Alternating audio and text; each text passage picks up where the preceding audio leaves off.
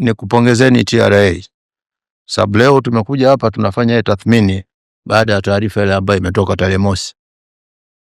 Mimi nilipata nafasi baada ya kutoka hiyo taarifa, mlifanya jambo kubwa. Kwanza mlitushukuru sisi walipa kodi kwa kutoa ushirikiano mpaka tumeweza kufanikisha kupatikana hizo kodi, lakini mlisema compliance imeongezeka, ndio maana tumefika huko.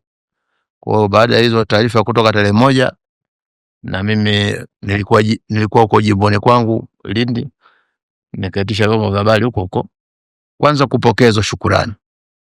Tumeshukuru sana kwa niaba ya wafanyabiashara kwa kutushukuru, lakini pia na sisi tukawashukuru nyie, kama ambavyo tulisema mwaka jana pale Superdon, kwa pamoja na mafanikio mnayopata, lakini yanapatikana katika njia ya maelewano sana, tofauti na kipindi cha katikati hapo kilichopita. Tulipitia magumu sana kiasi kwamba ilikuwa ukimwona TRA anapita barabarani unaingia chini ya meza, nasema sio anakuja kwangu.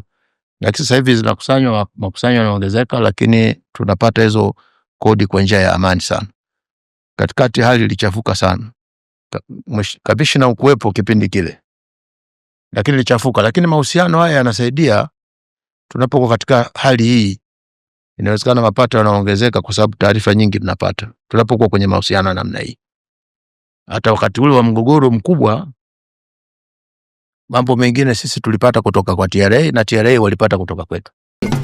TRA, pamoja tunajenga taifa letu.